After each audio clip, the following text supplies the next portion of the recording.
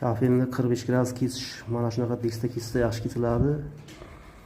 Zigzagli tonki disk. Mana bu joyi shiroki, keng. Bir xil disklar bor, kichkina bo'ladi. U katib qo'yadi, qirralarni sindirib qo'yadi. Bu bilan o'tib bo'lgandan keyin cherpashka 50lik cherpashka bilan o'tib chiqiladi keyin yana qayta. Silliqlanib chiqiladi. Keskanda mana bu masofa 1 mm qolishi kerak. Agar yaqinga borilsa, chekkasi sinadi, joyi chekkasi katilib qoladi. Keyin mana bu cherpashka bilan 50lik cherpashkani nasatkaga akfixklik bilan yopishtirib o'tib chiqiladi yaxshilab. Chiziqqa yarim